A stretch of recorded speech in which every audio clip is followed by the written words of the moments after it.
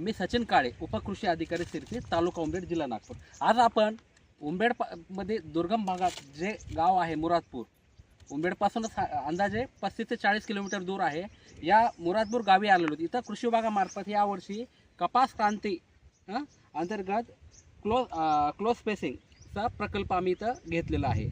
या प्रकल्पामध्ये शेतकऱ्यांना आपण कपाशीचे बियाणं दिलेलं आहे आणि ह्या प्रकल्पाचं विशेष म्हणजे हे आहे की कमी खर्चामध्ये जास्त उत्पादन कसं काढायचं। कापूस पिकामध्ये ज्यावेळेस बीटी आल्यानंतर भलेही बोंड आळ्याचं प्रमाण कमी झालं, परंतु पिकाला खताचा डोस किंवा ह्या गोष्टीमुळं पिकाची वाढ जास्त होईल आणि त्याला पोषक वातावरण जे भेटत चाललेलं आहे रस शोषण करणाऱ्या किडीला, त्याच्यामुळे पिकावर मोठ्या प्रमाणामध्ये आज आपण बघतो कापूस पिकाचं जर संरक्षण करायचं आहे तर मावा, तुडतुडे, फुलकिडे, पांढरी माशी या किडींपासून जर रक्षण केलं तर पिकाचं उत्पादन निश्चित वाढ होईल। पण ह्याच्याकरता काय करतात शेतकरी मोठ्या प्रमाणात कीड दिसले की सुरू करतात कीटकनाशकाची फवारणी करणं। कीटकनाशकाची फवारणी करणं हा किडीच्या नियंत्रणासाठी उपाय होऊ शकत नाही, कारण की जसं माणसाला निसर्गाने काही आपलं जीवन जगण्याकरता केलं तसंच किडींची उत्पादन क्षमता ही अमर्याद आहे। या किडीचं जर नियंत्रण करायचं आहे, पांढऱ्या माशीपासून जर पिकाचं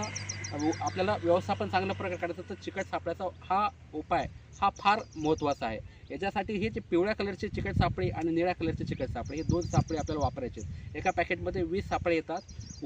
उंबेड येथील विरली या गावातील सक्षम जो महिलांचा गट आहे या गटाकडे हे सापळे उपलब्ध आहेत। आणि महत्त्वाचं म्हणजे काय होतं माहिती का, हे चिकट सापळे लावल्यामुळं आपल्याला लक्षात येतं की पांढरे माशीचं प्रमाण किती आहे, फुलकड्याचं प्रमाण किती आहे, ETL लेवल आर्थिक नुकसानाची पातळी ओलांडली का किडीनं, हे तर लक्षात येतंच। किडीचं प्रमाण कमी होतं।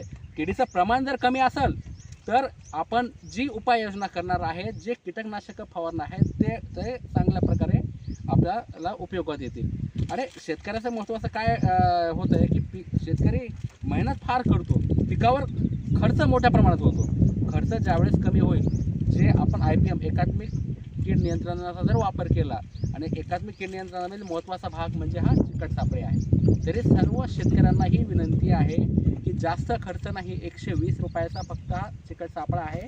प्रत्येक शेतकऱ्याने आपल्या शेतामध्ये एकरी 20 हे चिकट सापळे लावावे। तसेच बघा आता या ललित भागात या शेतकऱ्यांनी आपल्या शेतामध्ये स्वखर्चाने हे चिकट सापळे लावलेले आहेत। अरे कीटकनाशकावर आपण खर्च किती करतो, एखादं कीटकनाशक आणायला गेलो तर 5,000 10,000 कसे जातात हे कळत नाही, आणि 120 रुपये काय महाग नाही, आणि प्रोटेक्शन उंबेडमध्येच होतं आहे आपल्याकडं। ठीक आहे, धन्यवाद। अशा प्रकारे सर्व शेतकऱ्यांना हेच आव्हान राहील की कापूस, सोयाबीन या पिकामध्ये जास्तीत जास्त प्रमाणामध्ये चिकट सापळ्याचा वापर करावा। धन्यवाद।